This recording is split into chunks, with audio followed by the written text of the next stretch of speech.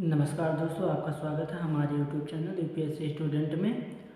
आज हम देखेंगे कि जो है सुप्रीम कोर्ट जो है 7 जजों की जो बेंच है उन्होंने आरक्षण के बारे में कुछ बात कही, तो हम वो बताएंगे। सुप्रीम कोर्ट में जो है 7 जजों के संविधान पीठ ने आरक्षण के मुद्दे पर टिप्पणी की है, जिसमें हम बताएंगे आपको कि उन्होंने क्या कहा है। उसमें ये कहा गया है कि जो है आरक्षण की जो पहले से चली आ रही थी आरक्षण व्यवस्था पिछड़ी जातियों के लिए, अब जैसे जो उसमें जो पिछड़ी जातियों में जैसे जो आईएएस बन गए, पीसीएस बन गए, आईएफएस बन गए, बड़े बड़े अधिकारी रैंक पे चले गए और उनको अभी भी आरक्षण का लाभ मिल रहा है। वो टीचर बन गए, किसी बड़े पोस्ट पे चले गए हैं और उनको आरक्षण का लाभ अभी मिल रहा है। तो उसको देखते हुए सुप्रीम कोर्ट ने कहा है कि अब वो आरक्षण जो है ख़त्म कर देना चाहिए। आरक्षण को मुझे लगता है अब आरक्षण को हटा देना चाहिए, क्योंकि आरक्षण का प्रावधान होता है पिछड़ी जाति के लिए, जो लोग पिछड़े हैं।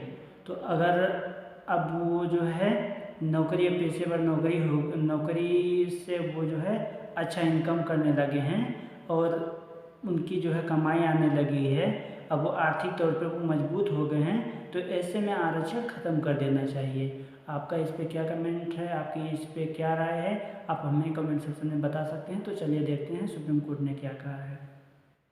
सुप्रीम कोर्ट में 7 जजों की संविधान पीठ ने आरक्षण के मुद्दे पर बड़ी टिप्पणी की है। कोर्ट ने कहा है कि जिन जातियों को लाभ मिला उन्हें आरक्षण श्रेणी से बाहर निकाल लेना चाहिए। आरक्षण के लाभ मिल गया हो तो वर्ग को अति पिछड़े वर्ग के जो है रास्ते से हटा देना चाहिए। जो पिछड़े वर्ग के रास्ते से उनको हटा करके उनको लोगों के लिए काम करना चाहिए, जो अब पिछड़े हैं उनको आगे लाना चाहिए, ऐसा सुप्रीम कोर्ट ने कहा है। उसके बाद हम देखेंगे मंगलवार को सुनवाई के दौरान अनुसूचित जाति से संबंधित जस्टिस BR गवई ने कहा, एक विशेष पिछड़ा वर्ग के भीतर कुछ जातियां उस स्थिति और शक्ति तक पहुंच गई हैं जिन्हें बाहर निकालना चाहिए। जैसे कि मैंने आपको पहले बताया कि जिनकी स्थिति मजबूत हो गई उनको अब बाहर निकाल लेना चाहिए आरक्षण से। उसके बाद इसमें कहा गया है यह केवल संसद को तय करना है, लेकिन इस पर जो प्रावधान बनाएगी वो संसद तय कर सकती है कि इसमें किसको कितना आरक्षण देना है किसको। तो ये चीज़ें मतलब लेकिन टिप्पणी की है, संविधान बनाने का काम है, कानून बनाने का काम है संसद का, और कानून को देख रेख की काम है, कानून का देख रेख करने का काम है कि कानून का उल्लंघन ना हो, वो सुप्रीम कोर्ट का है। तो सुप्रीम कोर्ट ने कहा है कि SC ST का कोई व्यक्ति IPS IAS आदि में जाता है तो उसके बच्चों को वह नुकसान नहीं झेलना पड़ता जो